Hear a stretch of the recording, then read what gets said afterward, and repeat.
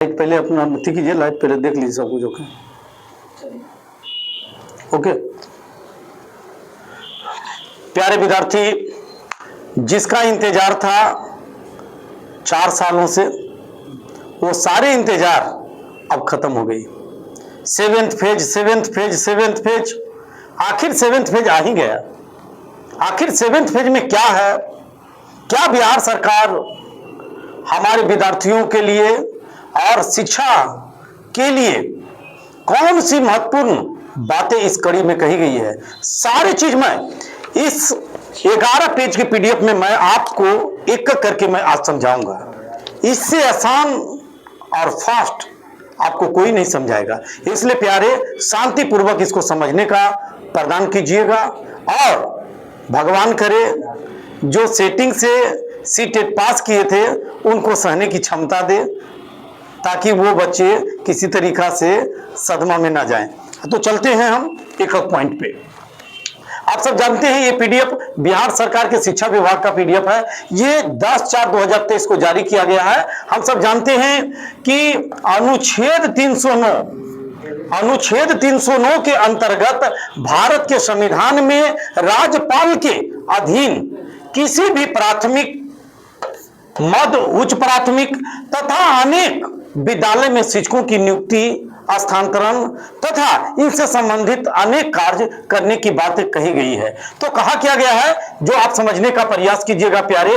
आप इसमें संक्षिप्त नाम, विस्तार और प्रारंभ के साथ साथ इसमें क्या क्या चीज है आपके सामने वो आप देख लीजिए। यहाँ पे कहा यह गया है, यह नियमावली बिहार राज्य विद्यालय अध्यापक नियुक्ति, स्थानांतरण, अनुशासनिक कार्रवाई एवं सेवा शर्त नियमावली 2023 के नाम से जानी जाएगी, क्योंकि 2019 के बाद ये 2023 के नाम से जानी जाएगी।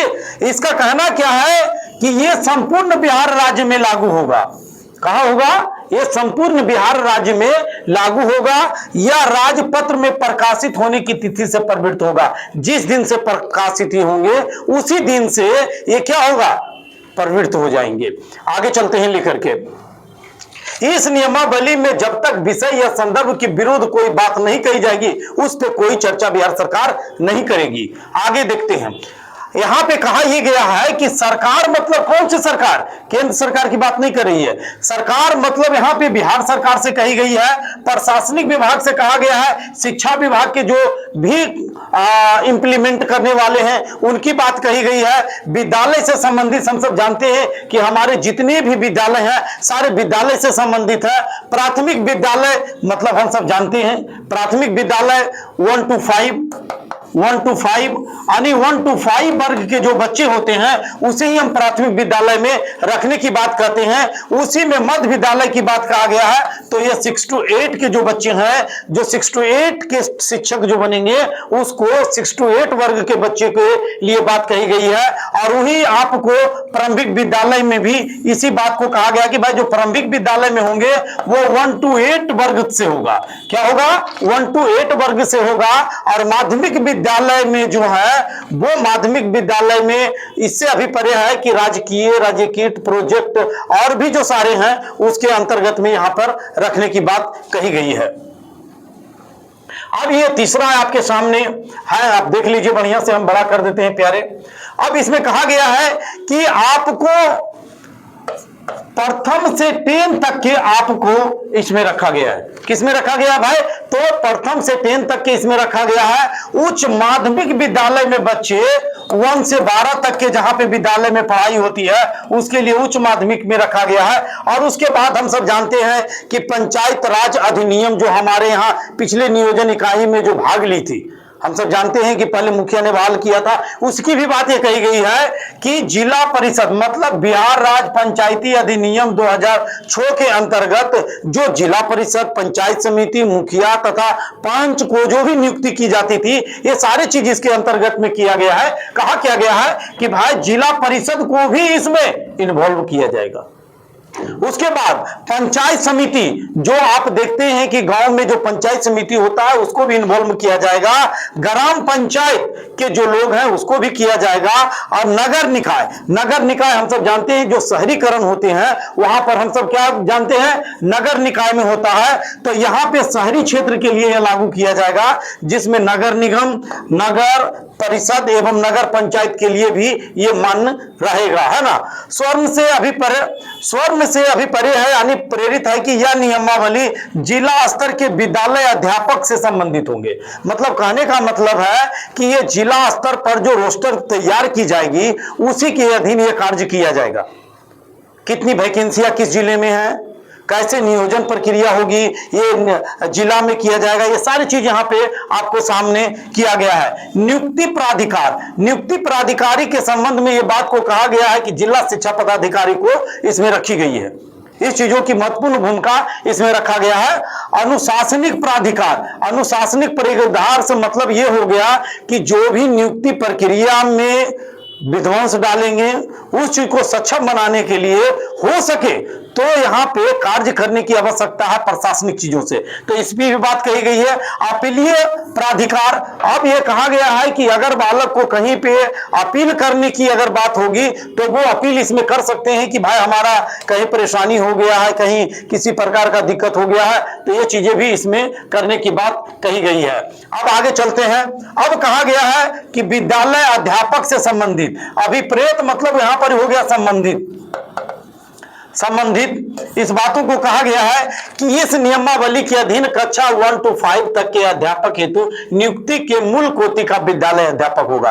अब मतलब कहने का मतलब यह हो गया कि हम सब जानते हैं एक फॉर्मेटिव होता है और एक सबमेटिव होता है। सबमेटिव होता है तो फॉर्मेटिव F1, F2 और F3 और F4 4 सेशन में होते हैं, और ये S1 और S2 होते हैं जो 30% मार्क्स इसमें होते हैं और 30% मार्क्स इसमें और 10% जो इसमें होता है, तो टोटल 40 इधर होंगे, 40 और 60 100। तो यही बोला जा रहा है कि इस नियमावली के अंतर्गत जो 1 to 5 तक के अध्यापक हेतु है नियुक्ति के मूल प्रमाण पत्र यहाँ पे मान्य होगा। उसके बाद इस नियमावली के अधीन 6 to 8 के भी बालक है तो उसे भी फॉर्मेटिव और सबमेटिव के अंतर्गत में जो आपको स्नातक के बच्चे पास करने के लिए है तो 6 to 8 के लिए भी आपको मान होगा। जैसे एकेडमिक होता है, टेट होता है, उसी प्रकार से ये मान्यता यहाँ पे दे दी गई है। उसके बाद कहा गया है कि 9 to 10 कहने का मतलब यहाँ पे हो गया जो बच्चे ये स्टेट पास है उसके लिए भी इस नियमावली में आपको संशोधन किया गया है। उसके बाद 11 to 12 की भी बात इसके अंतर्गत किया गया है। और विशेष विद्यालय अध्यापक, और अभी आप जानते हैं कि विशेष विद्यालय अध्यापक के अंतर्गत में आप देखे थे कि एक ऑफर लेटर दिया जा रहा था कि जो भी डीएलएड और बीएड नहीं किए हैं वो भी शिक्षक बन सकते हैं, जिसमें आपको विशेष करके जो बच्चे लोग इंजीनियरिंग किए हुए थे वो भी बच्चे, उसके बाद जो है क्या कहते हैं और भी जो कोर्स थे उसके अंतर्गत में इस चीज को रखा गया था। तो चलते हैं प्यारे आगे।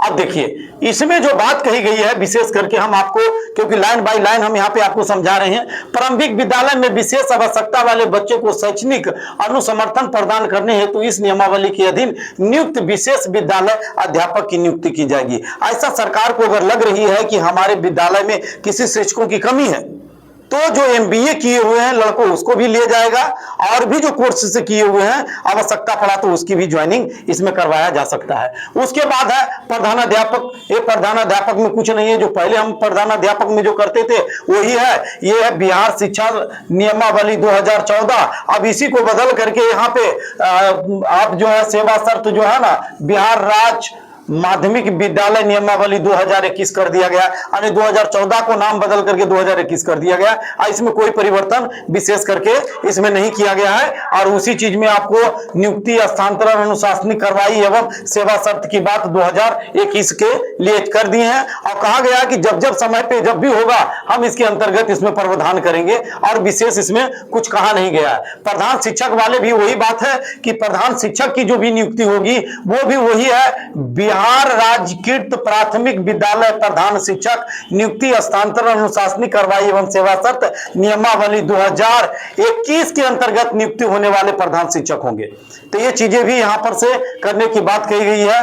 पूर्व से नियुक्त पंचायती संस्था एवं नगर निकाय संस्था के अंतर्गत नियुक्त शिक्षक, एक बहुत बड़ा अपडेट है, एक बहुत बड़ा अपडेट है जो शिक्षक बने हैं उसके लिए एक बहुत बड़ा अपडेट है। आप जान लीजिए इसमें यह कहा गया है क्या कि आप जा सक देख लीजिए, कहा यह गया है कि बिहार जिला परिषद माध्यमिक एवं उच्च माध्यमिक शिक्षक नियोजन एवं सेवा शर्त नियमावली 2000 से समय समय पर अथा संशोधित बिहार जिला परिषद माध्यमिक एवं उच्च माध्यमिक विद्यालय सेवा नियुक्ति, प्रोन्नति, हस्तांतरण, अनुशासनिक कार्रवाई एवं सेवा शर्त नियमावली 2020, बिहार नगर निकाय माध्यमिक एवं उच्च माध्यमिक शिक्षक नियोजन एवं सेवा शर्त नियमावली 2006 समय समय पर अथा संशोधित बिहार नगर निकाय माध्यमिक एवं उच्च माध्यमिक विद्यालय सेवा नियुक्ति, प्रोन्नति, हस्तांतरण, अनुशासनिक कार्रवाई एवं सेवा शर्त नियमावली 2020, बिहार पंचायत प्रारंभिक शिक्षक नियोजन एवं सेवा शर्त नियमावली 2012 समय समय पर यथावत संशोधित किया गया।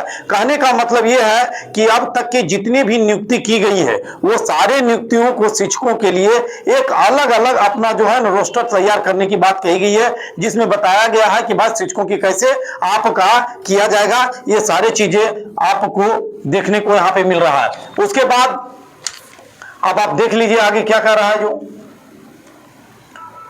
शिक्षकोत्तर कर्मी से अभिप्रेय, अभिप्रेय मतलब संबंधित, राज्य सरकार के विद्यालय में कार्यरत कर्मी जो शिक्षण कार्य में संलग्न नहीं है उसके लिए भी ये चर्चा की है।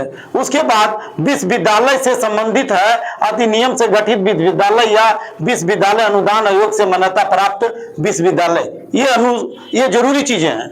उसके बाद राष्ट्रीय अध्यापक शिक्षा परिषद, अब इसके अंतर्गत भी ये बात कहा गया कि अभिप्रेत है, ये सब आपको राष्ट्रीय स्तर पर विनिर्दिष्ट प्रशिक्षण संस्थान है जो हम सब डीएलएड और बीएड जो करते हैं उसी से संबंधित किया गया है। उसके बाद एक बहुत बड़ी बात कही गई है पात्रता परीक्षा। यही पात्रता परीक्षा आपको टेट हो गया। टेट मतलब हो गया टीचर एबिलिटी टेस्ट, वही हो गया यहाँ पे पात्रता परीक्षा। तो पात्रता परीक्षा से संबंधित है बिहार सरकार एवं अथवा केंद्र सरकार के जो भी एजेंसियां आपको बीटेट या सीटेट पास हैं उसको इस नियमावली के अंतर्गत आच्छादित संदर्भ या संवर्गों हेतु आयोजित की जाने वाली पात्रता परीक्षा के लिए मान कर दिया गया है कि भाई वो रहेंगे, लेकिन उसके बाद हम क्या करेंगे, सुपर टेट का आयोजन करेंगे और जो सुपर टेट में पास करेंगे उसको डायरेक्ट हम ज्वाइनिंग देंगे, है ना। उसके बाद शिक्षक प्रशिक्षण। अब शिक्षक प्रशिक्षण मतलब यहां कहने का मतलब यह हो गया कि यहां पे हम सब देखते हैं कि डीएलएड होता है, डीएलएड होता है, उसके बाद बीएड होता है, उसके बाद और भी इसमें बीपीएड होता है, बीपीएड होता है।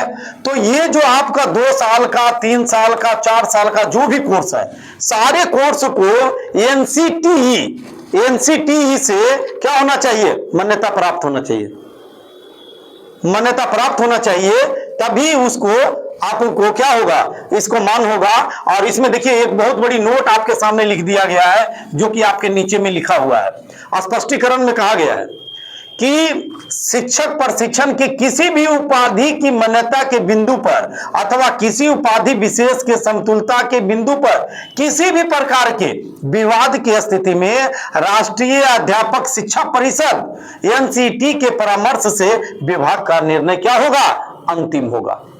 इसी अंतिम में आपको काम किया जाएगा। उसके बाद आयोग से संबंधित है, इस नियमावली के अधीन संवर्ग या संवर्गों में नियुक्ति की अनुशंसा हेतु राज्य सरकार द्वारा प्राकृत किया गया कोई आयोग। मतलब कहना है कि जो हम एग्जाम जो लेने के लिए जा रहे हैं उस एग्जाम में हम कोई भी आयोग, बीपीएससी भी हो सकती है या कोई भी जो एग्जाम कंडक्ट करती है, हम उसे भी, उस आयोग को भी हम एग्जाम लेने के लिए कर सकते हैं। जैसे आप सब देखते हैं कि सीटेट की एग्जाम होती है, बीटेट की एग्जाम होती है, और एनटीए की एग्जाम जो लेती है अभी नेशनल टेस्टिंग एजेंसी जो ले रही है, उसके अंतर्गत में ये कोई भी आयोग को गठित कर सकता है जो कि सुपर टेट बिहार में ले सके। अब बिहार में कौन कौन सी चीज होगी अभी तो विशेष करके ये नहीं बताया गया है, लेकिन चलते हैं आगे। हम सब जानते हैं संवर्ग का गठन। अब संवर्ग का गठन ये है कि ये जो है ना जिला स्तर पर नियुक्त की जाएगी। ये जिला पे जितने भी पदाधिकारी हैं, जैसे हम सब जानते हैं कि ये जो आपको बीओ होता है, तो बीओ मतलब क्या हो गया, ब्लॉक एजुकेशनल ऑफिसर। उसके बाद डीओ होता है, डीओ मतलब क्या हो गया, डिस्ट्रिक्ट एजुकेशनल ऑफिसर हो गया। उसके बाद जो जिला स्तर पर जो भी कार्य होंगे वो कार्य के अंतर्गत ये काम करने का प्रयास करेगा। उसके बाद क्या किया गया है कि विद्यालय अध्यापक के सभी पद सीधी नियुक्ति से भरे जाएंगे। बहुत बड़ी अपडेट है, इस चीज को आप समझ लीजिए। सीधी नियुक्ति मतलब यह हो गया कि जो बच्चे सीटेट पास हैं तो ये पीटी हो गया, और उसके बाद अगर सुपर टेट अगर आप पास कर जाइएगा, सुपर टेट पास आप कर जाइएगा, तो फिर आपको कुछ नहीं, डायरेक्ट आपको क्या होगा, ज्वाइनिंग दे दी जाएगी। ये हुआ सीधी नियुक्ति, है ना। उसके लिए अब कहने का मतलब है कि भाई नियुक्ति के लिए अनिवार्य रूप से जो अर्हता प्राप्त है वो क्या है, जो आप समझने का प्रयास कीजिएगा। पहला क्या है, भारत का नागरिक हो एवं